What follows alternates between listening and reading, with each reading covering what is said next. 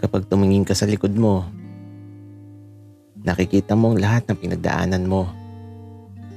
Mayroong masaya, mayroong mahirap.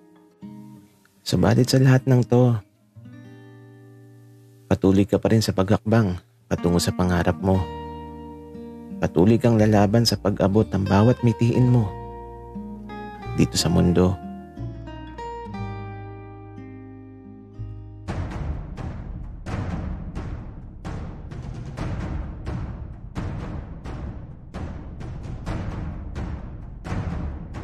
Kaibigan, huwag mong kalimutan mag-subscribe sa aming channel at huwag din kalimutan i-click ang notification bell at subscribe button. Subscribe na!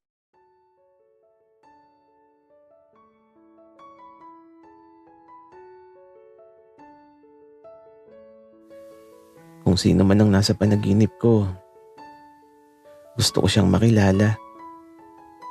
Subalit bakit ganito? Simula nung umalis si Noah, nasaktan na ako ng husto. Laging kumikirot ang dibdib ko. At ang panaginip na yun, mas ginugulo ang isipan ko. Sa kada pagpikit ko ng mga mata ko, paulit-ulit siyang tumatakbo sa isipan ko. Gusto ko nang matapos to. Pero kung paano ko tatapusin ang isang bagay na di ko alam kung paano sisimulan.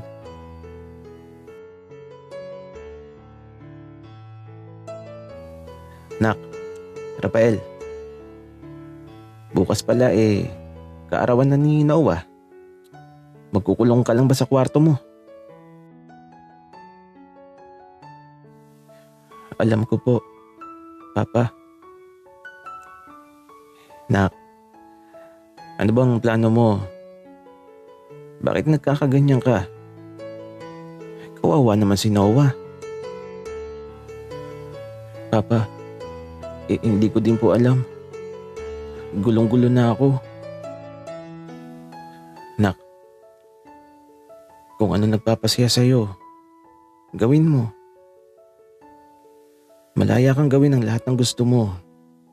At kapag nahanap mo na ang sarili mo, sana handa ka na ding tanggapin ang nagpapasaya sa'yo. Papa,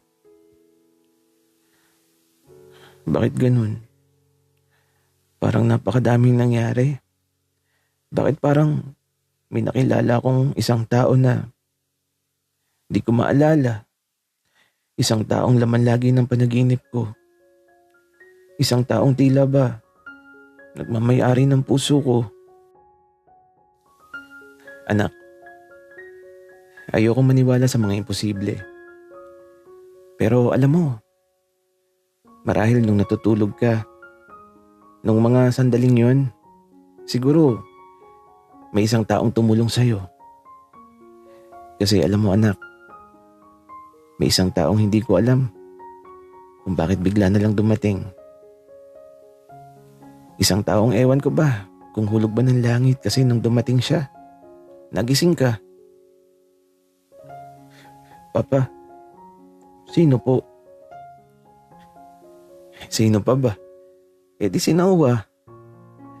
Nakita ko nga na hinalikan ka niya sa labi nung nasa ospital ka. Hala, Papa. Totoo ba yan?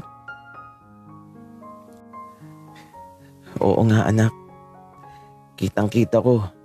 At nung tatay ni Noah. Sabi nga niya, bagay daw kayo.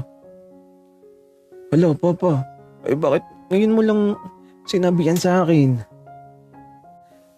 Anak, alam mo na ngayon. Iniisip ko na nga lang nung mga oras na yon.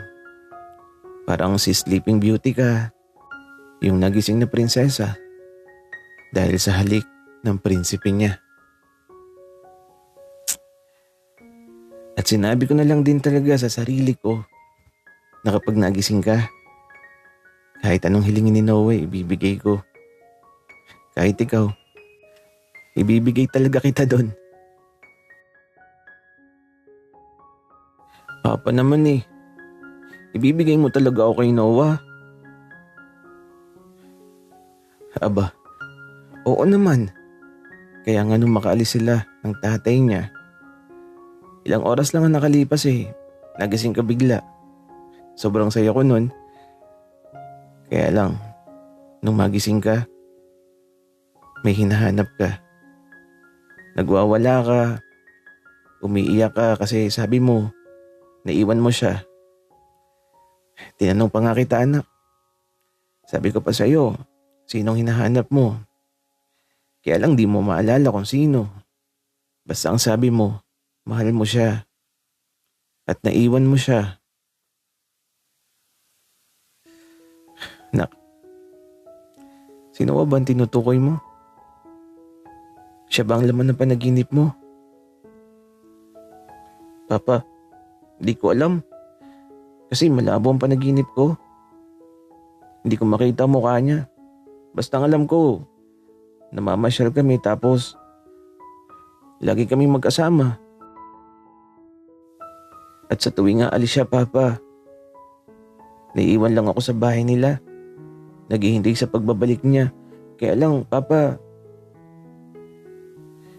hindi ko makita ang mukha niya. Nak, darating ang oras na makikita mo din ang mukha niya. Huwag ka nang malungkot. Tsaka, ayusin mo na yung mga gamit mo. Mag-empake ka na. At puntahan mo na si Noah. Nag-chat kasi sa akin ng tatay ni Noah. Lagi daw umiiyak yung anak niya. Hindi kumakain at laging tulala. Papa, sige po. Bukas bago po magliwanag aalis na po ako. Anak, basta yung sinabi ko sa iyo Sundin mo lang ang puso mo. O siya, matulog ka na. Para bukas, maaga kang makaalis. Papa, tabi tayo. Baka kasi mamiss kita, Papa. Ang anak ko talaga. Kahit binata na napaka lambing pa din. Papa, mahal kasi kita. Tsaka, nag-iisa ka lang. Kaya mamahalin kita habang buhay, Papa. Anak, kailan ka pa naging bolero? Tsaka may tanong ako.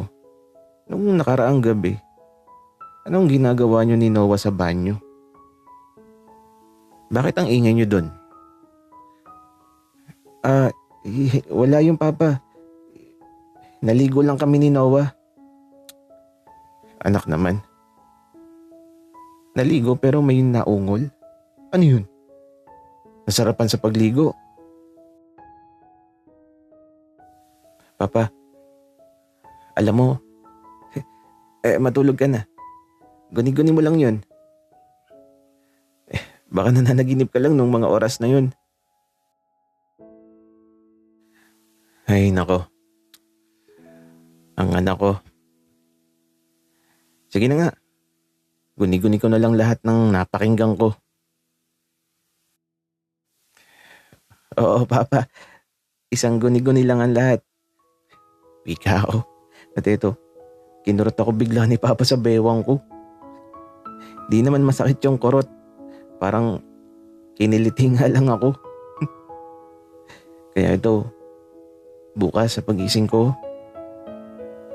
pupuntahan ko na kaagad si Noah.